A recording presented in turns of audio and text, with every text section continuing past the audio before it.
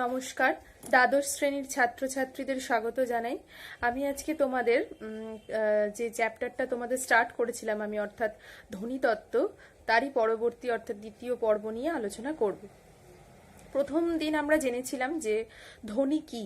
ধ্বনি হচ্ছে যে আমাদের মানে ভাষাবিজ্ঞানের যে আলোচনার ক্ষেত্রে যে কোনো অন্যান্য যে কোনো সাউন্ড, অর্থাৎ ধরো বাজ পড়ার শব্দ, ফ্যান চলার শব্দ, এগুলো কিন্তু ধ্বনি হিসেবে বিবেচিত হয় না।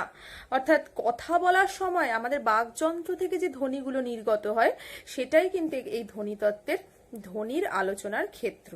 ঠিক আছে, তো আমরা যে আগের দিন যে অংশটুকু করেছিলাম সেখানে আমরা দেখেছিলাম যে ভাষা বিজ্ঞানের দুটি শাখায় বাক ধ্বনি, অর্থাৎ বাকযন্ত্র থেকে আমাদের যে ধ্বনি নির্গত হয় সেগুলো নিয়ে দুটি শাখায় আলোচিত হয়। একটা হচ্ছে ধ্বনি বিজ্ঞান, একটা হচ্ছে ধ্বনি তত্ত্ব। ভেরি ভেরি ভেরি ইম্পর্টেন্ট, এই ব্যাপারগুলো মনে রাখতে হবে। ধ্বনি বিজ্ঞানের ক্ষেত্রে আমরা কি দেখব, যে বাক ধ্বনির উচ্চারণ কিভাবে উচ্চারণ হচ্ছে, ঠিক আছে, শ্রুতিগত কিরকম ভাবে শোনা যাচ্ছে, এবং তৃতীয়ত হচ্ছে ধ্বনি তরঙ্গগত। আমি এই ধ্বনি তরঙ্গর বিষয়টা তোমাদের বলেছিলাম, যেটা ধ্বনি তরঙ্গ হচ্ছে, ধরো যে রাম স্কুলে যাবে, এটা একটা এটা এই যে ধ্বনির যে তরঙ্গটা আমাদের শ্রুতিগোচর হলো, তাতে বুঝলাম যে রাম স্কুলে যাবে, এটা একটা স্টেটমেন্ট।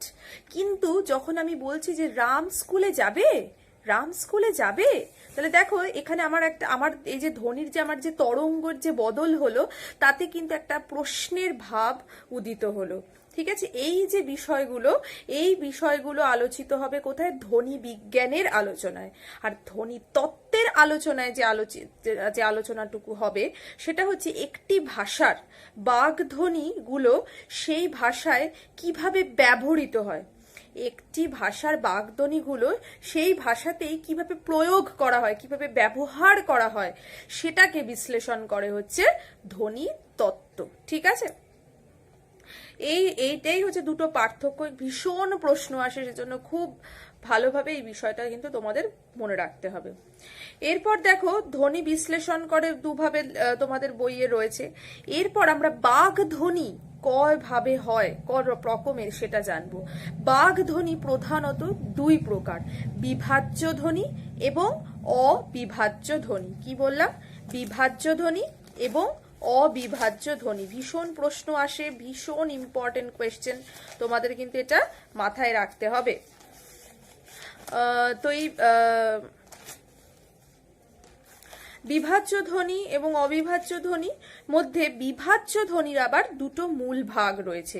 একটা কি স্বরধ্বনি এবং আরেকটি হচ্ছে ব্যঞ্জন ধ্বনি। এগুলো তোমরা ছোটবেলাতেও পড়েছো। স্বরধ্বনি কি? যেটা তোমার কোনো ধ্বনির সাহায্য ছাড়াই কিন্তু স্বাধীনভাবে উচ্চারিত হতে পারে, তাই তো? বাকযন্ত্র থেকে নির্গত যে ধ্বনিগুলি স্বাধীনভাবে উচ্চারিত হতে পারে সেটা হচ্ছে স্বরধ্বনি। এবং ব্যঞ্জন ধ্বনি হচ্ছে যে সমস্ত ধ্বনিগুলি উচ্চারিত, বাকযন্ত্র থেকে নির্গত যে সমস্ত ধ্বনিগুলি উচ্চারণের জন্য স্বরধ্বনির সহায়তা নিতে হয়, তাকে বলা হচ্ছে কি?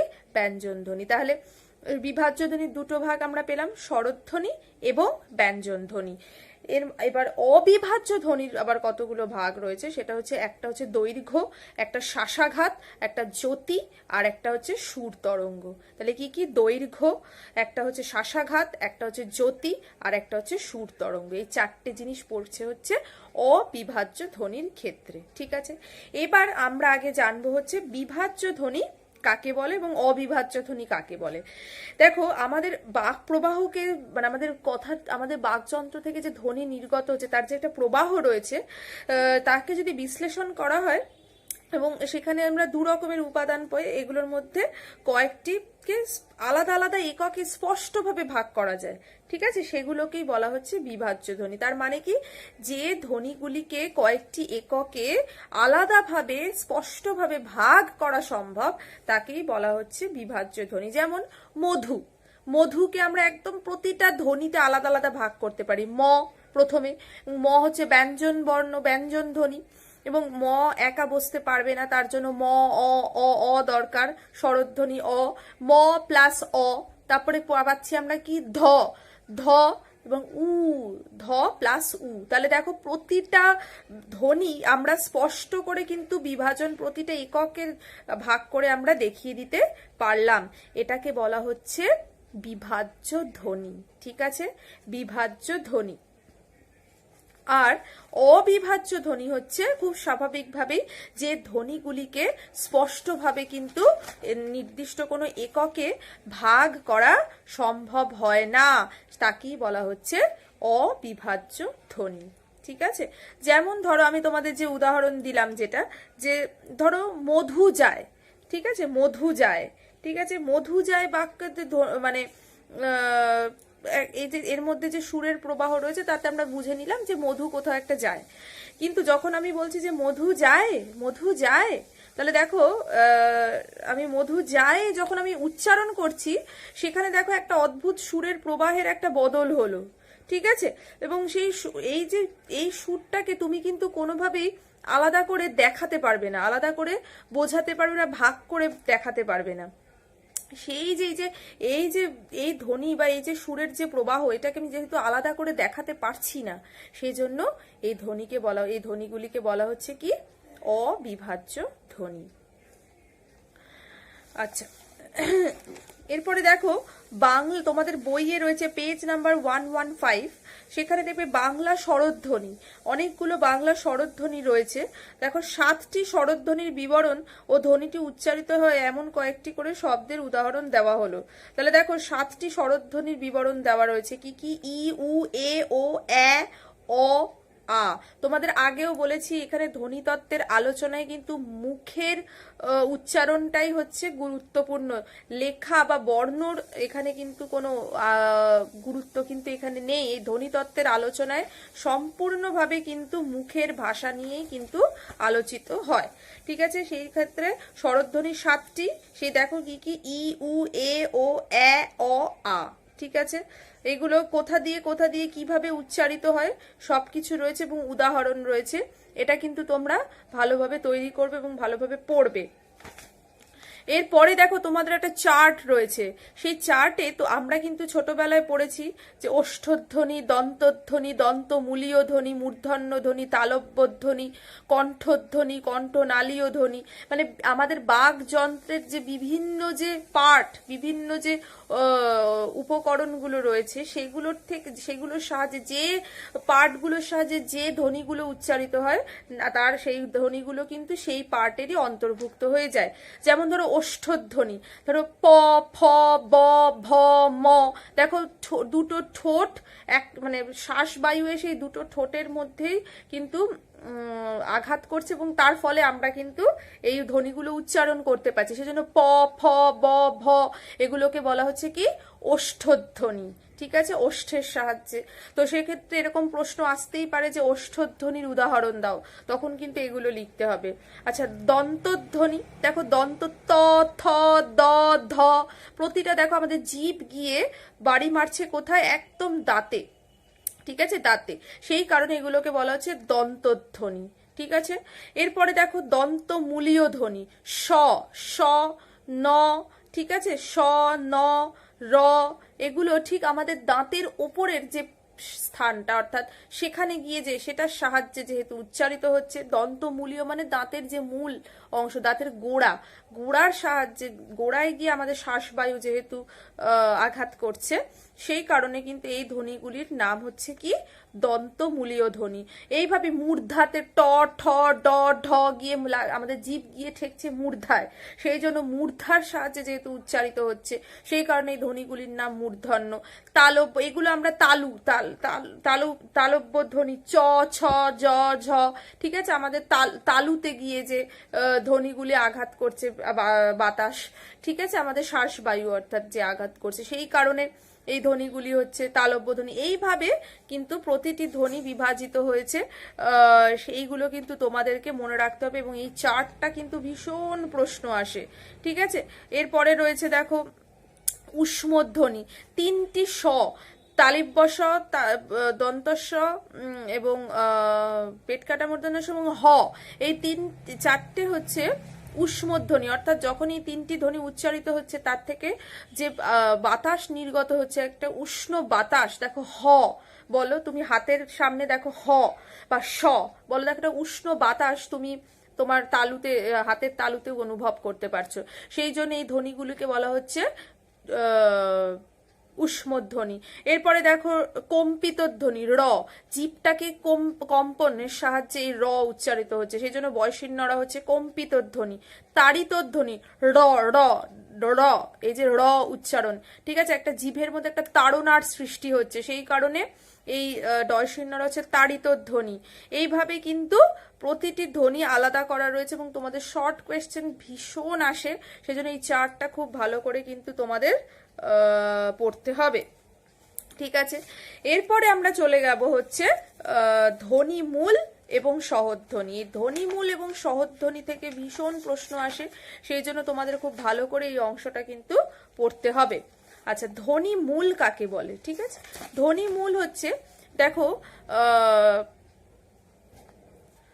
তো তাহলে ধ্বনিমূল, এই ধ্বনিমূলের আরেকটি নাম হচ্ছে স্বনিম, স্বনিম। আচ্ছা, ঠিক আছে, এই ধ্বনিমূল হচ্ছে, ধরো এই যে আমরা যে আমাদের যে বাগধ্বনি থেকে নির্গত যে আমরা যে ধ্বনিগুলি উচ্চারণ করি, সেইগুলো যে বাগধ্বনিগুলি যে ভাষায় ব্যবহার করা হয়, সেই যে ধ্বনিগুলোকে বলা হচ্ছে মূলধ্বনি। অর্থাৎ বাগযন্ত্র থেকে নির্গত যে ধ্বনিগুলিকে ভাষায় ব্যবহার করা হয় তাকে বলা হচ্ছে কি মূল ধ্বনি বা ধ্বনিমূল অথবা স্বনিম। ধ্বনিমূল, মূলধ্বনি বা স্বনিম, ঠিক আছে। এবং দেখো এই স্বনিমই হচ্ছে কিন্তু ভাষার মূল উপাদান, এবং একটি স্বনিমের সঙ্গে আরেকটি স্বনিমের পার্থক্যের জন্য শব্দের কি হয়ে যাচ্ছে, অর্থ বদলে যাচ্ছে, তাই না।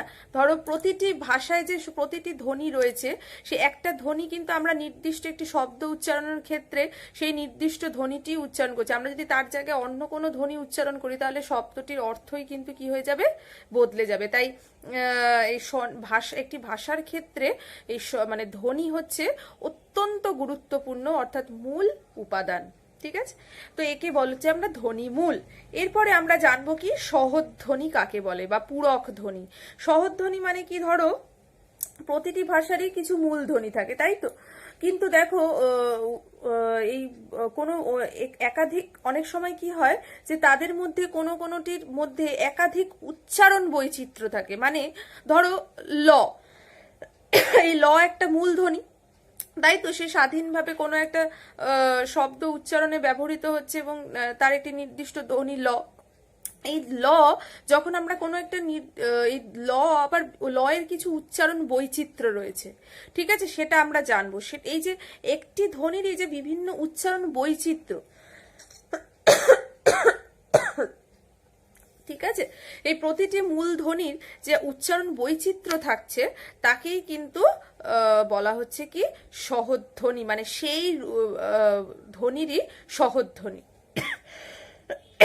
বা খুব সহজভাবে বলা যেতে পারে যে একই ধ্বনির ঈষৎ যে রূপ ভেদ তাকেই কিন্তু আমরা বলছি কি সহধ্বনি বা পূরক ধ্বনি। এটা দুটো উদাহরণের সাহায্যে বইয়ে তোমাদের দেখানো হয়েছে, আমি তোমাদের টেক্সট ধরেই কিন্তু পড়াবো বলেছি, সেজন্য আমি তোমাদের টেক্সটটুকু আলোচনা করে দিচ্ছি। দেখো, ধ্বনিতত্ত্বের দুটি গুরুত্বপূর্ণ ধারণা হলো ধ্বনিমূল ও সহধ্বনি। দেখো তোমাদের যে চার্টটা রয়েছে তার তলা থেকেই আলোচনা আমি শুরু করছি। বাংলা বলার সময় আমরা যতগুলি ধ্বনি উচ্চারণ করি সবকটিকে সাধারণভাবে ধ্বনি বলা হলেও ভাষায় আসলে এগুলি দু ধরনের ভূমিকা পালন করে। একটা কি ধ্বনিমূলের, আরেকটা ধ্বনিমূলের বা আরেকটা হচ্ছে সহধ্বনির, ঠিক আছে। ধ্বনিতত্ত্বের রীতি মান্য করে আমরা ধ্বনিমূলকে দুটি বাঁকা দাগের মধ্যে দিয়ে, যেমন ক, দুটো বাঁকা দাগের মধ্যে ক, মানে ধ্বনিমূলকে ওইভাবে দেখানো হয়, আর সহধ্বনিকে দেখানো হয় হচ্ছে থার্ড ব্র্যাকেটের মধ্যে দিয়ে।